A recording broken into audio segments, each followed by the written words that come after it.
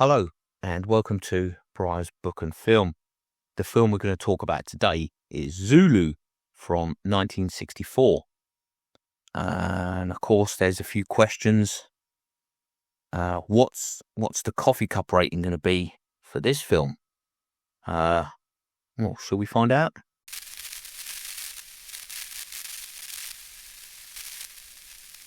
Zulu, 1964, directed by Sid Enfield. It was released on the 22nd of January 1964 with a runtime of 139 minutes. Now, this has got an all-star cast. This really does have some star power. We've got a young Michael Caine. Michael Caine, as we know, is simply one of the greats. Stanley Baker, again, Premier League actor. Michael Caine plays Lieutenant Gonville Bromhead. Stanley Baker, Lieutenant John Chard. Richard Burton is the narrator. James Booth plays Henry Hook. Patrick McGee plays Surgeon Reynolds. Patrick McGee. Nigel Green plays Colour Sergeant Frank Bourne. And even Glyn Edwards plays Corporal William Allen. Glyn Edwards, for younger viewers, I suppose, was in Minder. He played Dave in Minder, who run the Winchester Club. Now, this film talks about it's about the Battle of Rorke's Drift, a true battle that actually happened based on the true story. Now we're in a garrison with around 150 soldiers, British soldiers, and the Zulus. The Zulus are they're quite fierce in number. They're quite big in number. There's 3,000 to 4,000 of these Zulu guys that are wanting, just to get rid of the Brits, I suppose, from their land. Either way, they're attacking the garrison. And at the beginning, now, Michael Caine's character of Lieutenant Bromhead is technically in charge, but Lieutenant John Chard, played by Stanley Baker, he manages to take charge on a technicality of seniority. Well, I graduated 2 months before you, so that means I'm in charge. And so Lieutenant Chard takes charge. Henry Hook, who's been described as a coward and a general wrong-un, barrack room lawyer, skiver, malingerer, just an all-round no good wrong-un. He's in the hospital, and Lieutenant Chard decides to give all the men that can fight a gun, much to Lieutenant Bromhead's chagrin. They know they're going to be in for a fearsome fight. They know they're going to be outmanned and, outnumbered severely. I mean, there's 150 or so of these British soldiers, English and Welsh. There's a lot of differentiating between, the Welsh. There's a lot of, what's the term I could use? There's a lot of, you dozy Welshman, get on with it, and that sort of thing. Fitting for the time.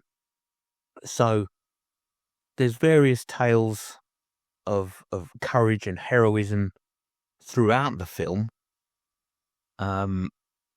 It's a good story, well told. It is a good story. There's one particular part where there's a young soldier, a young private, stood next to Colour Sergeant Bourne. Excuse me. And he says, "But why? Why is it us? Why has it got to be us?"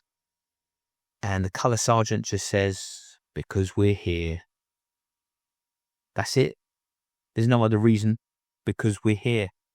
It's happening because we're here. That's it.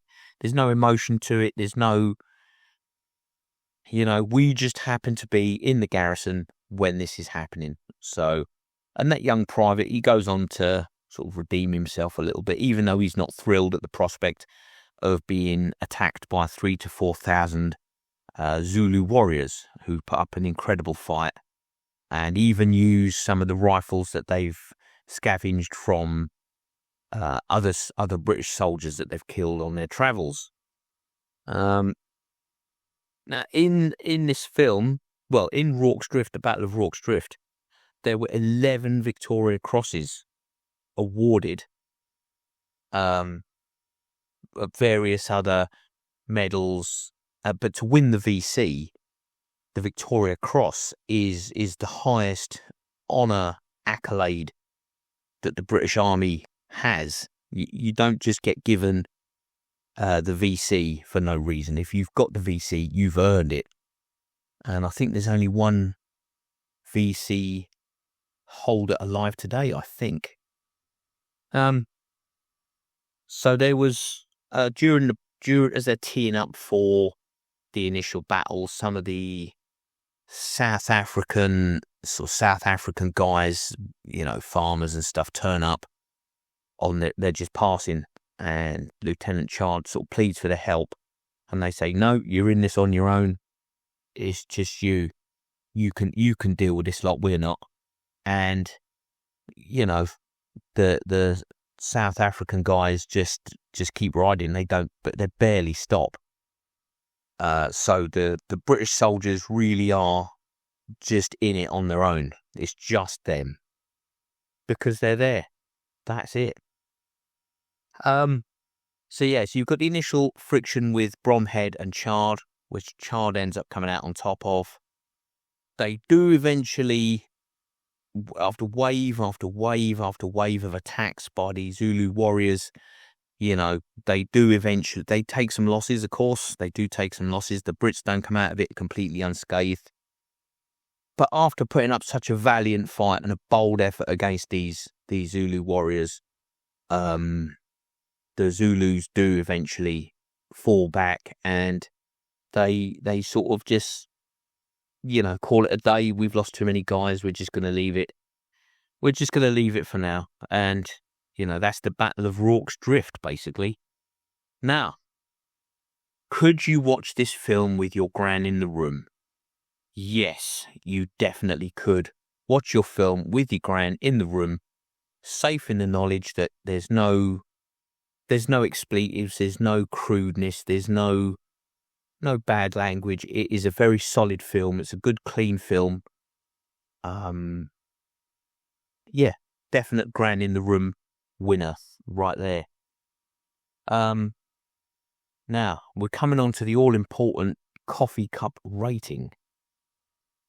Now, I really did enjoy this film. It was recommended to me by a friend, and I watched it, and I genuinely did really enjoy it. However,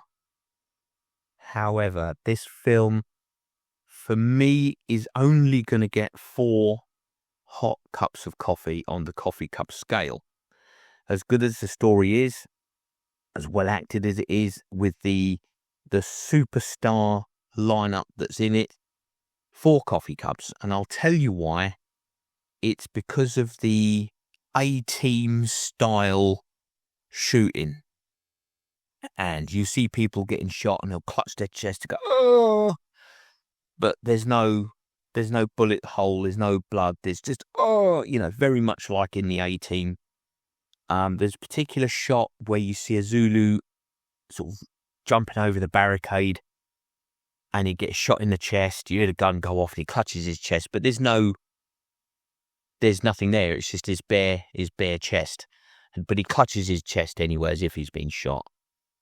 So that sort of lets it down. If you're not going to show the impact of a blood pack or whatever, I mean, all the Zulus, because they're traditionally dressed, they're all bare chested.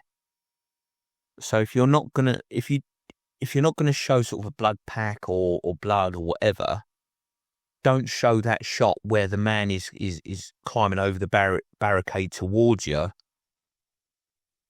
when you could just leave that out. You could do it from a distance. You could, so for me, the story was really good. The story was great. The lineup of superstars in it was great. In amongst all this, they're preparing a garrison for war. and you've got a local preacher man or a preacher man with his daughter coming in trying to get rid of the sick, but the sick are needed there for fighting. So that's a little side thing that's going on. But heavily outnumbered, British soldiers defended Rorke's Drift and did win the battle. But in the film, the A-team style shooting and action let it down a bit. So that's why it's been dropped down to 4 coffee cups. If it hadn't have been for that, this would have definitely been 5, but it's only 4. So there we go. That's the film Zulu from 1964, directed by Sid Enfield. At 139 minutes, it's not the worst 139 minutes you're ever gonna spend watching a film. This is a really good film. Give it a watch. You won't be disappointed. It's that good. It's 4 hot coffee cups. So thank you very much for watching, and I'll catch you on the next one.